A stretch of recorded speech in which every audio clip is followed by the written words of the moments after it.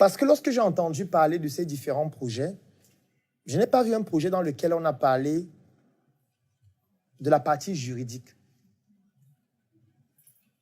Moi, je n'ai pas vu une ligne budgétaire d'un projet où on disait on va formaliser le projet. S'il y a un groupe qui l'a fait, qui nous dise à quel moment ils l'ont dit. Moi, je ne me rappelle pas. Je n'ai pas vu un groupe qui a mis dans son budget le marketing. Je n'ai pas suivi. Moi, je entendais juste, on va acheter, on va construire, on va élever. Mais je n'ai pas vu une rubrique. Il y aura un budget pour le marketing. Il n'y avait pas.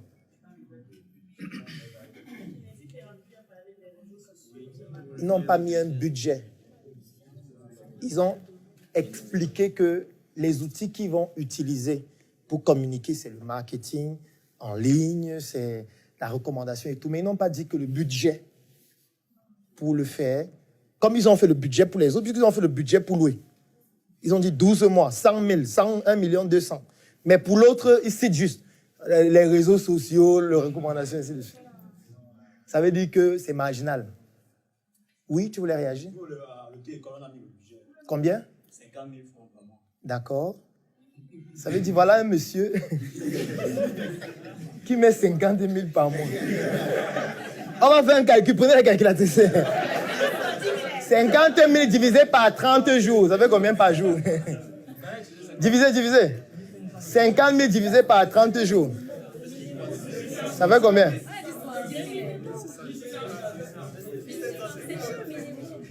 50 000 divisé par 30.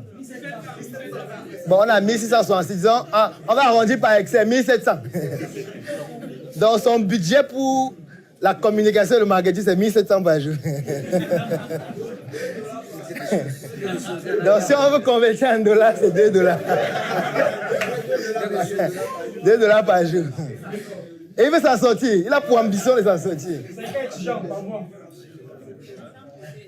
Par contre, si tu vois son même projet, quelle est la charge la plus lourde? La voiture, combien? Vous voyez? Il va acheter une voiture d'occasion à 3 millions d'euros qui va tomber en panne tout le temps, qui peut cogner les gens en route, dont il faut payer encore d'autres charges qu'ils n'ont même pas notifiées. L'entretien, l'assurance, le GPS, le chauffeur et tout ce qui entre en jeu pour l'entretien de la voiture, le carburant et tout le reste. C'est-à-dire que cette voiture sera une source de dépenses quotidiennes, dont rien que les dépenses de la voiture dépassent le budget du marketing de tout le mois, et même peut-être de l'année. Parce que si on voit le budget marketing de l'année, si on fait 50 000 fois 12, ça fait combien? 600 000. L'assurance d'abord, c'est combien? Le chauffeur, le moniteur coûte combien? Le carburant, chaque jour, ça coûte combien? Si on évalue les charges de la voiture chaque mois, peut-être ça dépasse le budget du marketing de 12 mois. Ça veut dire que dans la stratégie, pour vous, le marketing n'est pas important. Puisque vous reléguez ça à un aspect marginal. Si on prend les autres projets, c'est la même chose. Lorsqu'on veut revendre son entreprise, on fait l'inverse de tout ce que vous avez dit. Donc, c'est l'inverse. Donc, on ne se concentre pas sur le produit. On ne se concentre pas sur le service. On se concentre sur la perception que les gens auront du produit ou du service. C'est-à-dire que dans les lignes budgétaires, on va mettre 80% du budget sur ce qui permet d'augmenter la perception du produit ou du service. Et ces éléments sont au nombre de 2. Le marketing et le lobbying. C'est tout. Ça veut dire que si vous avez un budget d'1 million, vous allez dépenser 800 000 sur le marketing et le lobbying et 200 000 sur le produit et ou le service. C'est-à-dire l'inverse de ce que vous avez fait. On va prendre un exemple avec le projet de poulet.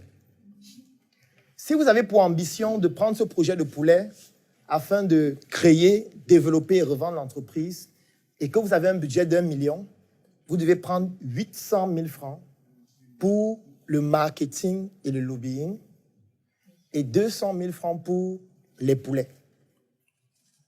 De manière opérationnelle, comment ça marche? Je vais commencer par les 200 000 pour les poulets. Vous êtes d'accord avec moi qu'avec 200 000, on ne peut pas acheter le terrain? Avec 200 000, on ne peut pas construire. Avec 200 000, on ne peut pas acheter 2000 poulets pour les élever avec les aliments qui vont avec les vaccins et tout le reste. Avec 200 000, on ne peut pas faire tout ça.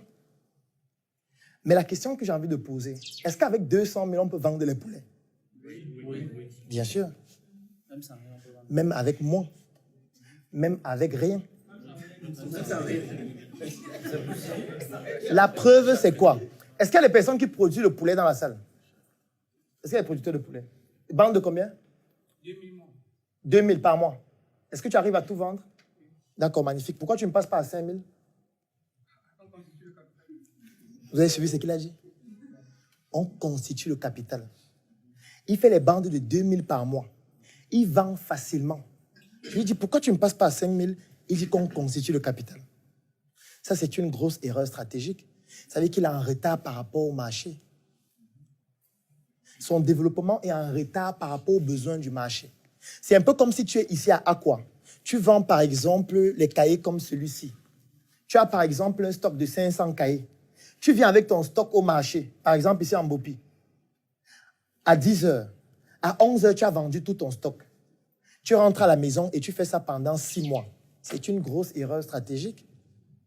Tu es en retard par rapport à la croissance de ton marché. Parce que le marché demande une quantité de produits au-delà de ce que tu proposes. Au lieu d'augmenter ta capacité de production, tu ne fais que vendre la même chose. Et je sais qu'il va me dire qu'il n'y a pas de financement, n'est-ce pas? Dis le mot. Il n'y a pas de financement, n'est-ce pas? Dis non, où c'est confidentiel? Dis que je n'ai pas... Dis la vérité, dis la vérité. Voilà. La question que je veux poser, il faut combien pour passer à 5 000? Oui, il faut combien, le montant? 10 millions, c'est un numéro de téléphone.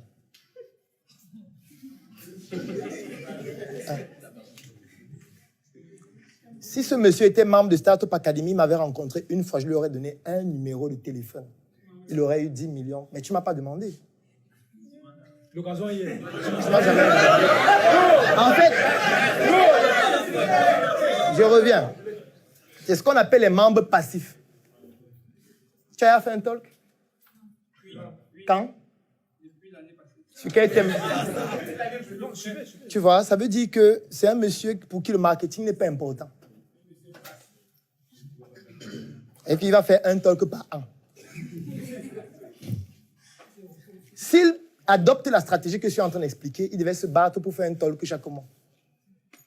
Même s'il faut parler des poulets, là, chaque mois, il va parler des poulets. Parce que chaque jour, il aura des personnes différentes, c'est-à-dire qu'il augmente son audience. Et à chaque fois qu'il devait faire le talk, à la fin, il devait dire, je produis 2000. Je vends ça facilement.